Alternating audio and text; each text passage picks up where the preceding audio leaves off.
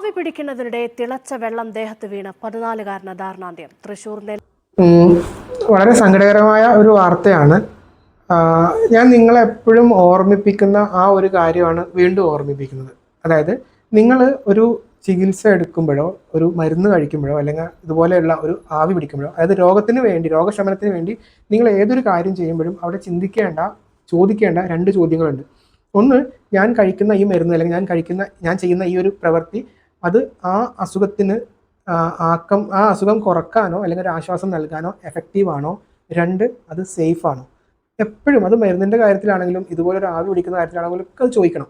നമുക്ക് ആ ഒരു ചോദ്യം കുഞ്ഞുങ്ങളുടെ കാര്യത്തിൽ ഇവിടെ ആവി പിടിക്കുന്നതുമായി ബന്ധപ്പെട്ട് നോക്കാം. അതായത് കുട്ടികൾക്ക് ജലദോഷം, മൂക്കൊലിപ്പ്, ഒരു വൈറൽ ഫീവറൊക്കെ വരുമ്പോൾ ആവി പിടിക്കുന്നത് കുഞ്ഞുങ്ങൾക്ക് എഫക്റ്റീവ് ആണോ? അതായത് എന്തെങ്കിലും ഒരു മാറ്റം ആ കുട്ടിയിൽ വരുത്തുമോ? രണ്ട്, സേഫ് ആണോ?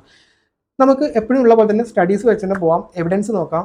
ഇതിനെക്കുറിച്ച് ധാരാളം സ്റ്റഡീസ് ഉണ്ട്, റാൻഡമൈസ്ഡ് കൺട്രോൾ ട്രയൽസ് ഉണ്ട്, പ്ലസ് അത്തരം സ്റ്റഡീസിൻ്റെ നമ്മുടെ റിവ്യൂസും ഉണ്ട്. നമുക്കൊരു ഉദാഹരണം പറഞ്ഞാൽ ഇന്ത്യൻ അക്കാദമി ഓഫ് പീഡിയാട്രിക്സ് അവരുടെ ജേണലിൽ തന്നെ അത്തരം ഒരു റിവ്യൂ നടത്തിയിട്ടുണ്ട്.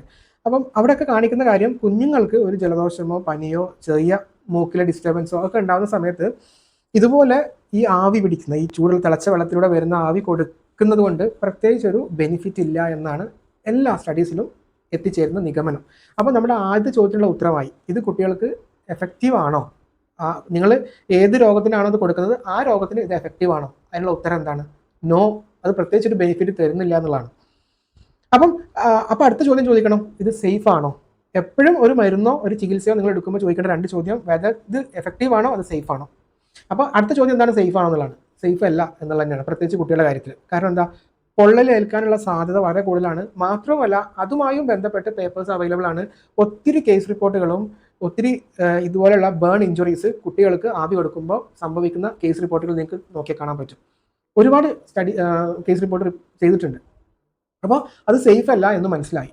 അപ്പോൾ ഒരു എഫക്റ്റീവ് അല്ലാത്ത, സേഫ് അല്ലാത്ത ഒരു രീതി നിങ്ങൾ ചെയ്യേണ്ട ആവശ്യമില്ല. ചുരുക്കി പറഞ്ഞാൽ, കുട്ടികൾക്ക് ജലദോഷമോ പനിയോ തൊണ്ടയിലെ പ്രശ്നമോ ഒക്കെ വരുമ്പോൾ ഇതുപോലെ തിളച്ച വെള്ളം വെച്ചിട്ടുള്ള ആവി അഡ്വൈസബിൾ അല്ല, സേഫ് അല്ല, എഫക്റ്റീവ് അല്ല. പിന്നെ എന്തിനാണ് അത് ചെയ്യുന്നത് എന്നുള്ളതാണ് അടുത്ത ചോദ്യം. അതിൻ്റെ ആവശ്യമില്ല.